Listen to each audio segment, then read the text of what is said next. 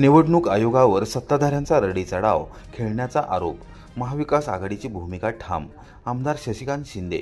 राज्यातील स्थानिक स्वराज्य संस्थांच्या निवडणुकांवरून राजकीय वातावरण चांगलेच तापले आहे. मुंबई येथे बुधवारी दुपारी 2 वाजता पत्रकार परिषदेत बोलताना राष्ट्रवादी काँग्रेस शरदचंद्र पवार पक्षाचे प्रदेशाध्यक्ष आमदार शशिकांत शिंदे यांनी निवडणूक आयोगाने घाईघाईत निवडणुका जाहीर करून सत्ताधारी पक्षाचा रडीचा डाव खेळला असल्याचा आरोप केला आहे. कोर्टात याचिका दाखल असतानाच आयोगाने कार्यक्रम जाहीर करून न्यायालयाच्या निर्णयावर प्रभाव पडू नये यासाठी हा डाव रचला गेला असा आरोप त्यांनी केला. पक्षाचे संस्थापक अध्यक्ष खासदार शरद पवार यांच्या उपस्थितीमध्ये 2 दिवसात महत्त्वाची बैठक होणार असून महाविकास आघाडीच्या सर्व पक्षांमध्ये समन्वय साधून सामूहिक निर्णय घेतला जाईल. मात्र कुठल्याही पक्षाने स्वबळावर लढण्याचा निर्णय घेतल्यास राष्ट्रवादी काँग्रेस शरदचंद्र पवार पक्ष क्षमतेने निवडणूक रिंगणात उतरेल अशी स्पष्ट भूमिका त्यांनी मांडली. अतिवृष्टी आणि शेतकऱ्यांच्या नुकसानीबाबत केंद्र सरकारवर टीका करताना त्यांनी म्हटले की इतर राज्यांना तात्काळ मदत मिळते, मात्र महाराष्ट्रातील शेतकऱ्यांना उशिराने आणि अपुरी मदत मिळते. सत्तारूढ पक्षापासून सगळेजण म्हणत आहेत की निवडणूक आयोगाच्या असलेल्या या भूमिकेला की मतचोरी, बोगस मतदान हे सगळं दाखवत असताना सुद्धा राहुल गांधी पहिल्यापासून ओरडत आहेत. सगळेजण ओरडतोय आम्ही, पण कुठल्याही परिस्थितीमध्ये ऐकायचं नाही अशा प्रकारची हुकुमशाही पद्धत सध्या या असलेल्या राज्यात चालू आहे. ज्यावेळा या विषयासंदर्भातला प्रचंड मोर्चा निघाल्यानंतर सरकारने त्यांच्या असलेल्या सत्तारूढ पक्षाने आणि निवडणूक आयोगाने घाबरून यावर कोर्टामध्ये एकाच वेळेला बऱ्याच याचिका दाखल झाल्या होत्या. त्या याचिकेला संधी आणि वेळ मिळाला तर कदाचित कोर्टाचा निर्णय उलटा जाऊ शकतो. यामुळे निवडणूक अधिकाराचा असलेला आयोगाचा असलेला अधिकार हा वापरून तत्काळ निवडणुका जाहीर करण्याचा प्रयत्न झाला. ज्या दिवशी कोर्टामध्ये त्या याचिका दाखल झाल्या होत्या त्याच दिवशी निवडणूक आयोग लगेच प्रोग्राम जाहीर करतो. कोर्टाला सुद्धा थोडीशी बंधनं येतात की एखाद्या वेळा निवडणूक प्रोग्राम जाहीर झाला, काल कोर्ट काय म्हणालं की योग्य वेळी म्हणजे वेळ झाला, योग्य वेळी अशा प्रकारची याचिका दाखल झाली नाही. याचा अर्थच असा होता की या याचिकेचा काही निर्णय झाला असता तर निवडणूक प्रक्रियेवर त्याचा परिणाम झाला असता. म्हणून घाईघाईमध्ये निवडणूक आयोगाने कोर्टाचा आदेश यायच्या अगोदरच आपल्या अधिकाराचा वापर करून तशा प्रकारची निवडणूक जाहीर केली. याचा अर्थ त्यांनी रडीचा डाव खेळलेला आहे सत्तारूढ पक्षाने. महाराष्ट्रात आल्यानंतरच हे कृषी पथक दिल्लीवरून येत नाही, रात्रीचंच कसं बघतं मला कळत नाही. सध्या रात्रीचाच खेळ चालतो जास्त मला वाटतं. आता हे कळत नाही की आज अनेक राज्यामध्ये महापूर आला, अतिवृष्टी झाली, त्याला केंद्राने तत्काळ मदत दिली. महाराष्ट्रामध्ये इतका मोठ्या प्रमाणामध्ये शेतकऱ्यांचं नुकसान झाल्यानंतर सुद्धा मला माहीत नाही पण आकडेवारी 450-500 कोटी काहीतरी पहिला हप्ता आलेला दिसतोय दिल्लीतून. आणि आता हे पथक इतक्या उशिरा आलेलं आहे. तोपर्यंत शेतकरी काय वाट बघत बसणार आहे का? तो आपल्या शेताची मशागत किंवा पुन्हा त्याला उभं राहायचं म्हणलं कष्ट करणार ना. पण इतक्या उशिरा आलेला आहे हे पथक. हे फक्त पाहणी दौरा हे आता एक फार्स करतील. माझं म्हणणं हे करायच्या अगोदरच केंद्राने अगोदरच पॅकेज दिलं असतं तर बरं झालं असतं. पण महाराष्ट्राकडे बघण्याचा दृष्टिकोन केंद्राचा फक्त दिल्लीमध्ये आर्थिकदृष्ट्या सक्षम करण्यासाठी महाराष्ट्रातून उत्पन्न घ्यायचं आणि इतर राज्यांच्या प्रमाणे आपल्याला निधी कमी द्यायचा, हे गेल्या काही वर्षापासून आपण सातत्याने बघतो. त्यांचा रात्रीचा पाहणी करण्याचा अभ्यास चांगला असेल, तो अभ्यासाहून त्यांना रात्रीचा जास्त अभ्यास करून त्यांना निकष काढता येत असेल असं त्यांचा अभ्यास असेल. मागे सुद्धा महाराष्ट्रामध्ये ज्या वेळेला हे कृषी पथक आलं त्यावेळेला त्यांनी पाहणी दौरा असाच बघून केला. शेतकऱ्याला त्यांना विरोध झाला, रोष झाला की प्रत्यक्ष तुम्ही तिथे जागेवर जाऊन बांधावर करा. आणि त्यावेळेला सुद्धा रात्रीचा या पथकाने बऱ्याच ठिकाणी पाहणी केलेली आहे. मुनावळे जलपर्यटन प्रकल्पाला गती, सातारा जावळीतील पर्यटनाला नवी झेप देण्याचे मंत्री शिवेंद्रसिंहराजे भोसले यांचे निर्देश. सातारा आणि जावली तालुक्याच्या पर्यटन विकासासाठी अत्यंत महत्त्वाकांक्षी ठरलेल्या मुनावळे जलपर्यटन प्रकल्पाला आता गती मिळणार आहे. या प्रकल्पामुळे परिसरातील पर्यटनाला नवसंजीवनी मिळून स्थानिक युवकांसाठी रोजगाराच्या नवीन संधी निर्माण होतील असा विश्वास सार्वजनिक बांधकाम मंत्री श्रीमंत छत्रपती शिवेंद्रसिंहराजे भोसले यांनी व्यक्त केला। या प्रकल्पातील कामे गतीने पूर्ण व्हावीत तसेच उर्वरित त्रुटी तातडीने दूर करण्यात याव्यात अशा स्पष्ट सूचना त्यांनी संबंधित अधिकाऱ्यांना दिल्या। मुनावळे जलपर्यटन प्रकल्पासंदर्भात सविस्तर आढावा बैठक मंगळवारी सायंकाळी 6 वाजता मंत्रालयात त्यांच्या अध्यक्षतेखाली झाली। बैठकीत प्रकल्पाच्या प्रगतीचा सखोल आढावा घेण्यात आला। स्थानिक पर्यटनाला चालना देण्यासाठी आवश्यक नियोजन, सुविधा विकास, पायाभूत सोयी सुविधा उभारणी तसेच रोजगार निर्मितीच्या दृष्टीने पुढील कार्यवाहीबाबत सविस्तर चर्चा झाली। या बैठकीस पर्यटन विभागाचे प्रधान सचिव संजय खंदारे, उपसचिव विजय पोवार, महाराष्ट्र पर्यटन विकास महामंडळाचे महाव्यवस्थापक चंद्रशेखर जयस्वाल यांच्यासह विविध शासकीय अधिकारी यावेळी उपस्थित होते। प्रकल्प पूर्णत्वास गेल्यानंतर सातारा जावली परिसर राज्यातील एक प्रमुख पर्यटन केंद्र म्हणून उदयास येईल असा विश्वास बैठकीत व्यक्त करण्यात आला। कोरेगाव येथे आजी माजी सैनिकांची मासिक बैठक उत्साहात, सैनिक कक्ष स्थापन समस्यांवर तात्काळ उपाययोजना करण्याचे आश्वासन। कोरेगाव येथील प्रांताधिकारी कार्यालयात आजी माजी सैनिक, शहीद जवान कुटुंबीय आणि त्यांच्या नातलगांची मासिक बैठक मंगळवारी दुपारी 4 वाजता उत्साहात झाली। नायब तहसीलदार उदयसिंग कदम यांच्या अध्यक्षतेखाली ही बैठक झाली। त्यामध्ये विविध निर्णय घेण्यात आले।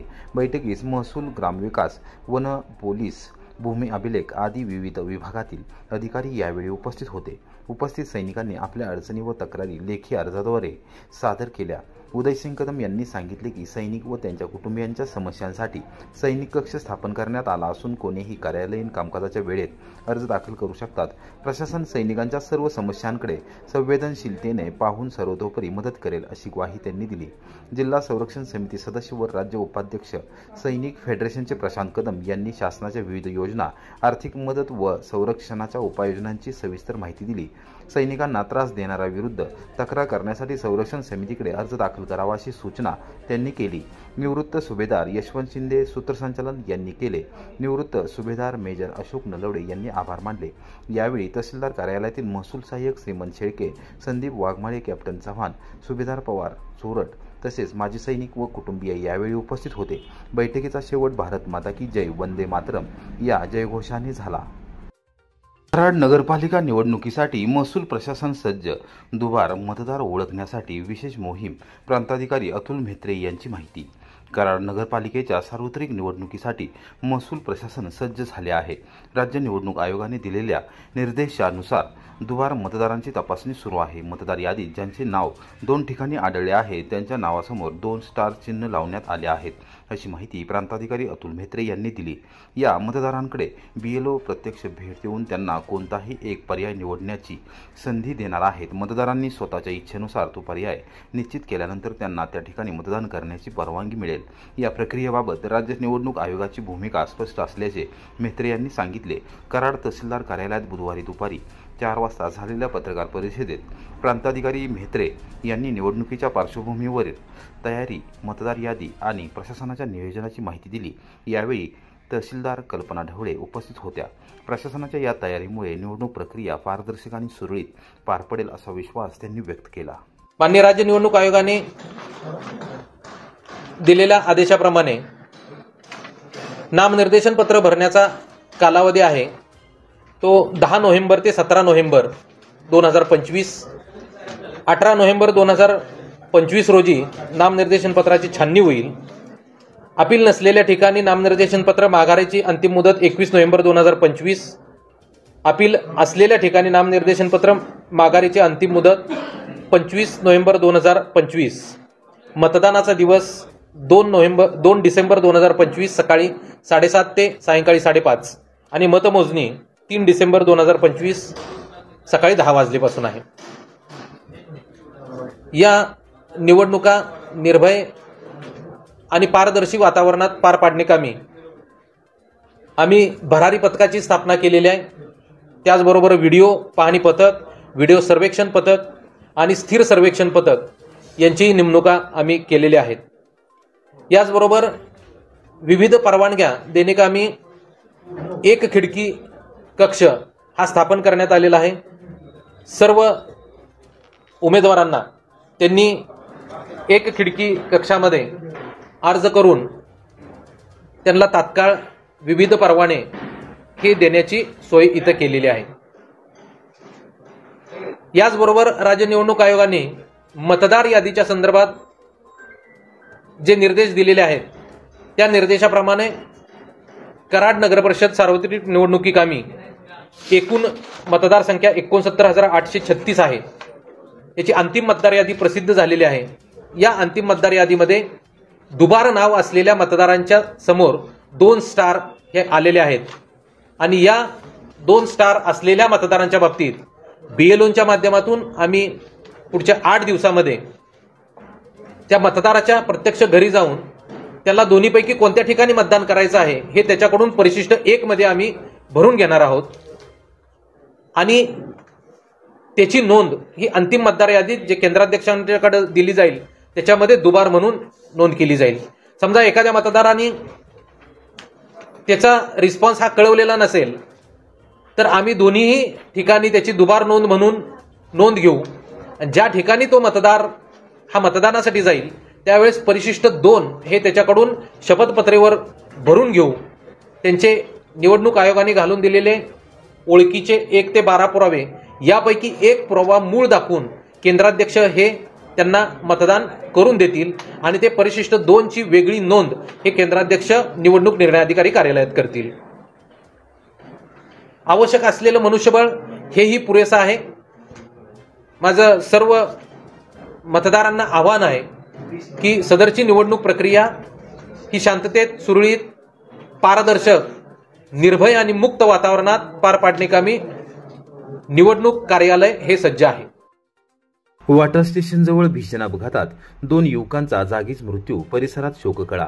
वॉटर स्टेशन तालुका कोरेगाव येथे मंगळवारी सायंकाळी 5 वाजण्याच्या सुमारास 2 मोटरसायकलींच्या समोरासमोर झालेल्या भीषण धडकेत दोन्ही मोटरसायकल स्वारांचा जागीच मृत्यू झाला. या अपघातात सागर लालासो माने वय 29 राहणार वॉटर स्टेशन तालुका कोरेगाव आणि किशोर नंदू कदम वय 40 राहणार सोमनाथ जळगाव जिल्हा जालना हे दोघे मृत्युमुखी पडले. वॉटर पोलिसांकडून मिळालेल्या माहितीनुसार सागर माने हे मंगळवार दिनांक 4 नोव्हेंबर रोजी सायंकाळी 5 वाजण्याच्या सुमारास साताऱ्याकडून वॉटर स्टेशनकडे HF डिलक्स मोटरसायकलवरून जात होते. त्याचवेळी समोरून किशोर कदम हे देखील मोटरसायकलवरून साताऱ्याकडे निघाले होते. वॉटर स्टेशनजवळील भारत पेट्रोल पंपासमोर दोन्ही मोटरसायकलींची समोरासमोर भीषण धडक झाली. या धडकेचा आवाज एवढा मोठा होता की परिसरातील नागरिकांनी तात्काळ घटनास्थळी धाव घेतली. मात्र दोघांच्या डोक्याला आणि छातीला गंभीर दुखापत झाल्याने त्यांचा जागीच मृत्यू झाला. घटनेची माहिती मिळताच वॉटर पोलिसांनी घटनास्थळी धाव घेतली आणि मृतदेह ताब्यात घेऊन पुढील तपास सुरू केला. या अपघाताची नोंद वॉटर पोलीस ठाण्यात झाली आहे.